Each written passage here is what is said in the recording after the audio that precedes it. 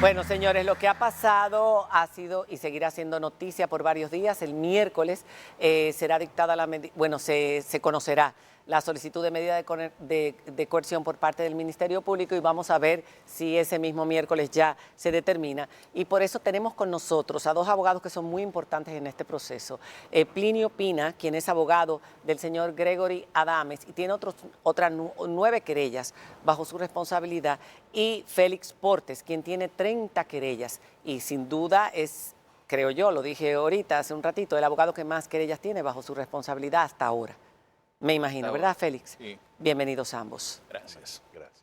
Diana. Bueno, señor Pina, usted está representando a una persona que en este momento no solamente es otra de las víctimas de la tragedia del Jet Set, sino también el principal testigo en todo este proceso. Y quisiéramos empezar por la colaboración que ha brindado el señor Adames con el Ministerio Público, las veces que han hablado con él, el material que él ha entregado a la Procuraduría y la importancia que tiene el testimonio de él y lo que él ha entregado para este proceso. Bien. Gregory ha sido llamado a la Procuraduría en 3 ocasiones. En cada una de esas ocasiones el interrogatorio o el conversatorio ha versado sobre aspectos diferentes de la investigación. En una primera instancia él simplemente dio las declaraciones que entendía pertinentes del conocimiento que tenía sobre lo que venía ocurriendo en la discoteca. A posteriori la investigación lo volvió a requerir luego de haber, vamos a decirlo así, de haber corroborado muchas de las cosas que él dijo, que en su momento dijo todo lo que yo estoy diciendo va a caer por su propio peso y así ocurrió. Y ya en una tercera ocasión él voluntariamente llegó a entregar su aparato telefónico donde se podía verificar o comprobar todo aquello a lo cual que él había ya expresado. En esta etapa del proceso, medida de coerción, sabemos que no se colocan todas las pruebas del lugar el Ministerio Público, pero me interesa saber, ¿ustedes tienen otras pruebas que vayan a depositar en esta etapa del proceso o lo dejarán ya cuando vayan a preliminar o fondo? No, solo vamos a hacer uso y acopio de las pruebas que ya tenemos, que son comunes con el Ministerio Público, para dejar para más adelante de la investigación otro tipo de pruebas y evidencias que podemos colectar. Ok, en este caso, en el de Gregory, para todos ha sido, cuando empezó a colarse la información, que fueron ustedes los abogados que la colaron la semana pasada, tengo entendido eso, a raíz de la información del teléfono, de que le había advertido Antonio Espaillat, porque eso era parte de la investigación del Ministerio Público, a raíz de ese famoso estudio que salió el lunes de la otra semana, tratando de restar responsabilidad sobre la negligencia, el tema de la negligencia por parte de los dueños del Jet Set.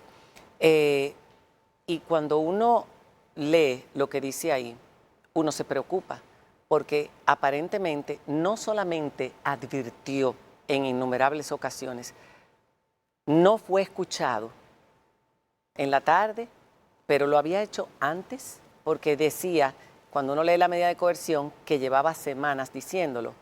Gregory advirtió antes de la tarde de ese mismo día y la noche de ese mismo día, que son las que constan en la solicitud de medida de coerción. Sí, claro, él presentó precisamente evidencia con su teléfono, donde soporta sus declaraciones, donde indica que tenía tiempo suficiente indicando que el problema no era simplemente una filtración, sino que se trataba de un problema mayor que necesitaba la intervención de algún tipo de profesional para que revisara por qué los plafones, aún en ausencia de lluvia, se estaban cayendo y se estaban cayendo agrietados con material duro, que era material del techo.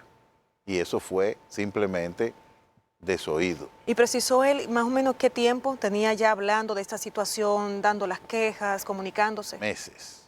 Meses. Meses. O sea que pedazos del techo, de las vigas o de las losas que estaban entre las vigas, las prefabricadas, porque se estaban cayendo desde hace tiempo. Sí, claro, o sea, el plafón se venía agrietando y luego cayéndose. Y cuando se caía, bueno, pues traía parte del techo. De hormigón. O sea, traía hormigón, traía cemento, y eso no tenía No era nada yeso No, no, no, no, no. O sea, solamente. no era yeso, no era yeso. O sea, Ok. yeso es el plafón.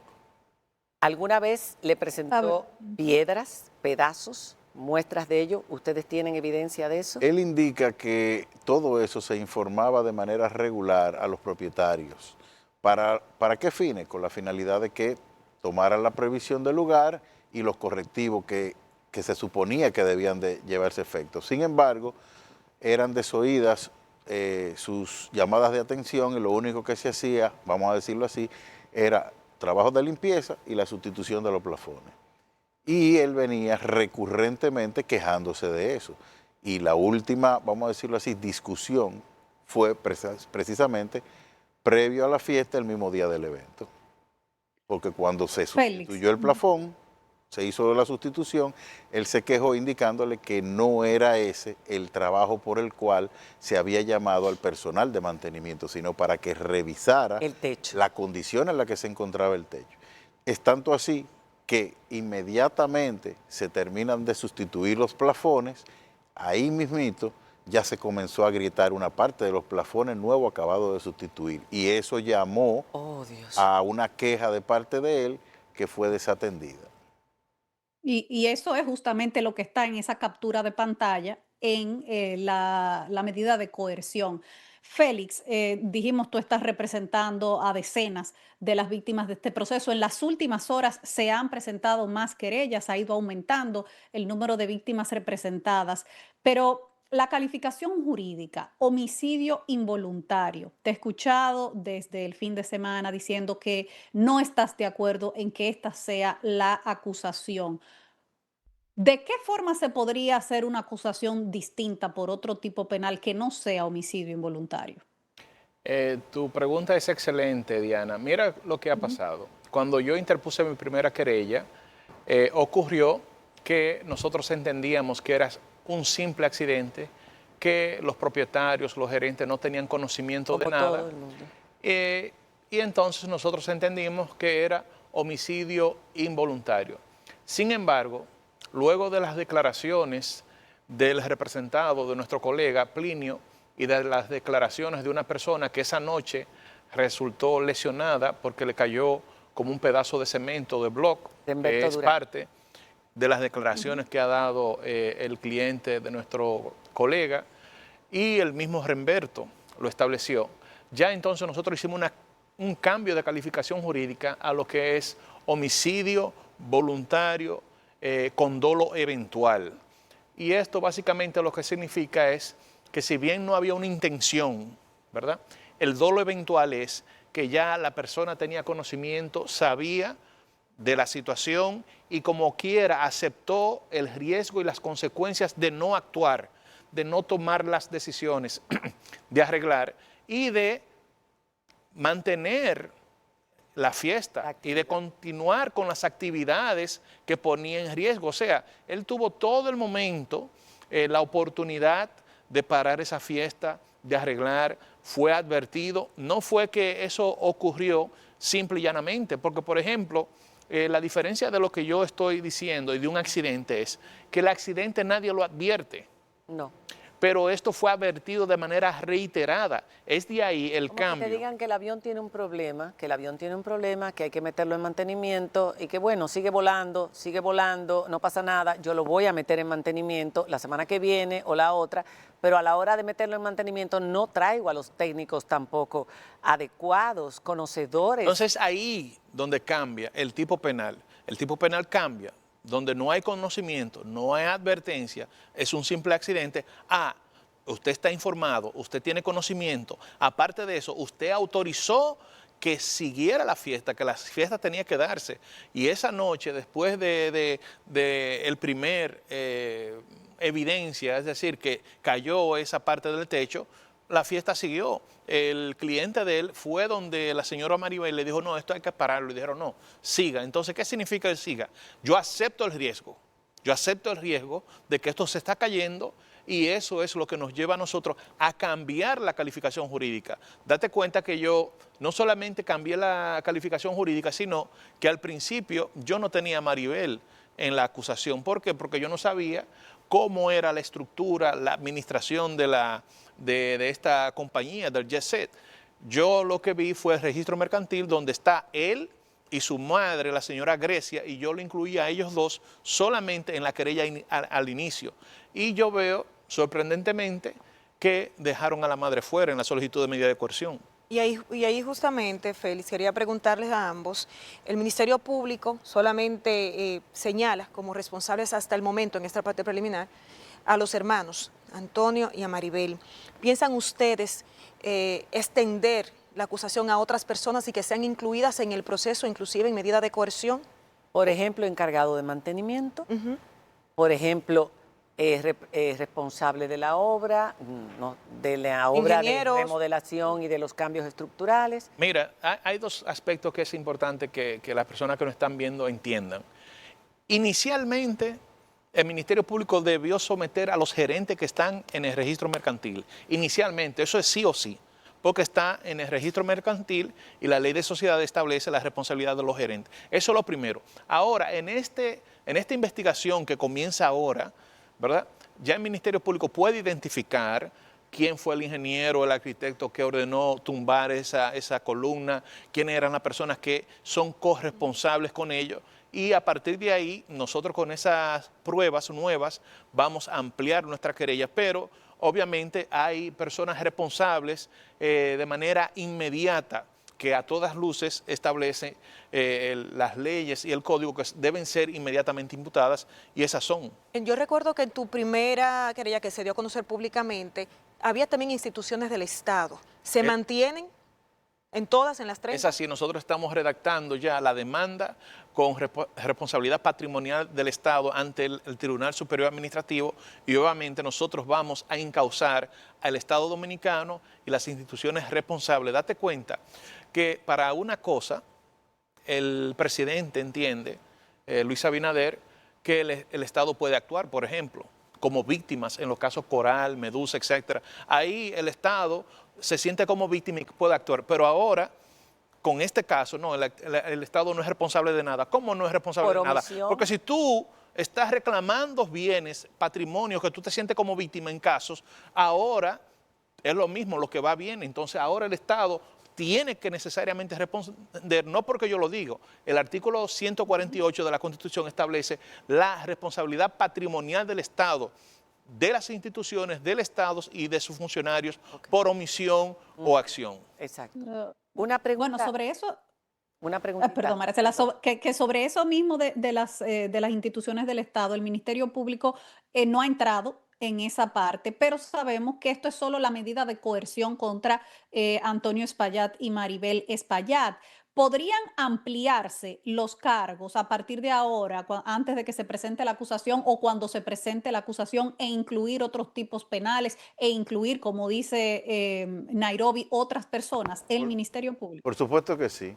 Hay que tomar en cuenta que la calificación que se le está dando a esto es una calificación provisional.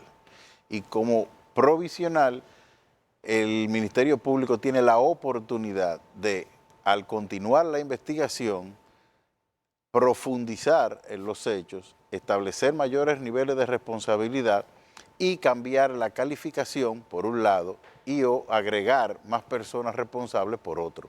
O sea, eso es perfectamente posible. Y nosotros, de hecho, esperamos que así sea. Sí, porque el homicidio involuntario, la parte penal, porque ahora vamos a hablar de la parte civil, del dinero, ese es otro tema importante, pero la parte penal son de 3 meses a 2 años en caso de que sea culpable. De la forma que el Ministerio Público acusó, una forma muy benigna, muy condescendiente. Yo he dicho varias veces que al parecer ya ellos, o sea, los imputados, no van a necesitar abogados, porque el Ministerio Público está haciendo el trabajo de los abogados porque lleva la misma línea. Normalmente el Ministerio Público lo que hace, en los casos normales, que yo tengo 23 años, es que acusa, por ejemplo, por el 100, para que luego, si un juez tal vez entiende diferente, baja un 80, un 60, pero ellos comenzaron de abajo. Es una cosa inaudito para mí que ellos hayan comenzado con una calificación tan leve que es algo irrisorio. Sin embargo, Después de 2 meses y 6 días, lo que yo exacto, entiendo es esa expectativa que nos que eso debe haber crearon. cambiado. No, entonces lo que pasó ahí fue que las montañas parió un bicañuelo, un ratoncito. Digo yo, sí, porque cuando uno lee la medida de coerción, uno piensa que va a desembocar en algo. En una acusación mayor. Ustedes, claro, por ustedes supuesto. también pretenden, y quizás todas las víctimas, poco a poco, las querellas penales que se. De hecho, los yo actores entiendo, civiles. de hecho, yo entiendo, y así ha sido el parecer que he podido hurgar con los otros abogados que de una u otra manera están llevando casos similares al de nosotros, que no están conformes con la calificación jurídica que le ha dado el Ministerio Público, a partir de lo que el mismo Ministerio Público dice e indica en su solicitud de medida de coerción. Porque hay una cosa, uno puede pensar, obviamente no quería matar a esa gente, no quería que eso pasara, su hermana estaba ahí, él mismo iba. Eso es dolo eventual. No Eso querer. es Dolo eventual. dolo eventual. No querer, no tener la intención. No tener la intención. Pero no es como que yo vaya y pongo una bomba es ahí para que me mate todo el mundo. es una intención eventual porque tú no tomaste las previsiones, tú desatendiste los llamados y terminó pero pasando. Fue tu responsabilidad. Exactamente. No por ignorancia. Tú estabas consciente de que podía pasar algo grave. Y decidiste asumir los continuar. riesgos. Él va a decir en todo momento que él nunca pensó que el techo se iba a caer, que él pensaba que los plafones. Bueno, pero los tuviste toda la plafones mentira que dijo en su entrevista. Entonces vamos a esas eso. son la Esa es mi defensa pregunta. material de él. Esa es mi pregunta. El hecho de que el imputado haya mentido en una entrevista, que haya dicho que nunca se hizo una reforma estructural, que nunca ellos fueron responsables de agregar fino, que su hermana haya tratado de encubrir visitando a Gregory, hablando con Gregory, visitándolo y diciéndolo que no le diga nada a nadie, o sea, que no colabore en la En investigación. cualquier caso normal. Porque le caben 20 años a su En hermano. cualquier caso normal, esas son las circunstancias especiales que el Ministerio Público mismo va a usar para solicitar la prisión preventiva para ambos, porque esas conductas pueden interferir con la investigación, manipular testigos, obstruir las pruebas y el curso de la investigación. Solamente por eso el Ministerio Público solicita prisión preventiva. Y tú te estás dando cuenta que está siendo muy benevolente con las medidas que está solicitando a favor de la señora Maribel Espaillat. Vamos a hacer una pausa y cuando regresemos hablamos de la parte civil, de la parte económica, porque hay una gran preocupación. ¿Será la empresa o como persona jurídica que tenga que responder ante todas estas querellas, todas estas indemnizaciones, o será el patrimonio de Antonio Espaillat? ¿Y de qué manera? Cuando regresemos de la pausa.